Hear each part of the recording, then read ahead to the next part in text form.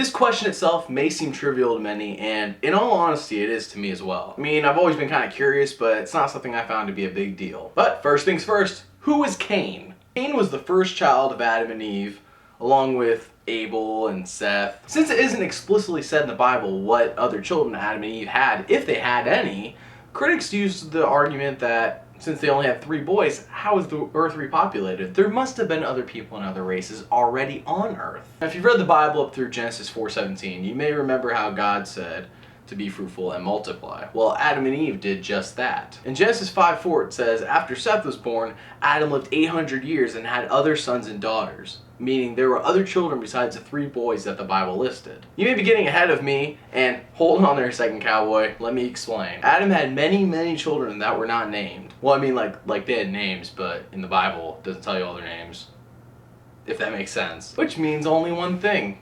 Cain had to marry one of his sisters. Awkward. First thing I thought, and probably all of you thought, is that is disgusting, that's incest, gross. What are they, from Alabama? Now I agree with your sentiments. Do recall though, we are all related somewhat, since we all came from the same 2 human beings. You may be also thinking to yourself, isn't it unlawful to marry a relative? I mean, not only in the law of the land, but in the Bible it says that as well, in the book of Leviticus. Well, actually yes, and good point bringing up Leviticus. You really know the Bible well. If you really do know the Bible, then you know that Leviticus was written in the later days of Moses, meaning Genesis was before Leviticus. This is after Abraham died, and certainly after Cain. You may also be asking when that caused deformities and stuff like that. It certainly would today, and we have seen it many times. It's proven. However, in Genesis 1:31, you may recall that Adam and Eve were made to be perfect. In Genesis 3:6, you may recall that God cursed the world due to our disobedience to him, and sin entered the world. Therefore, no longer were Adam and Eve perfect. In Romans 8:22, we see that the world has actually been deteriorating over time due to sin.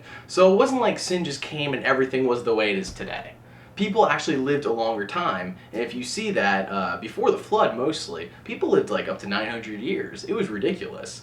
After the flood, it seems like quality of life really took a huge dip down. Luckily for Cain and his kids, they were created at the beginning of time, pre-flood. Not many things had happened to them genetically for anything really to be messed up yet. In conclusion, Cain's wife would have had to have been a relative, plain and simple. It was not against God to do so back in the day, and it was quite a necessity actually. This doesn't mean you should be taking Cain as a role model though. It is unlawful for us to be repopulating with our relatives.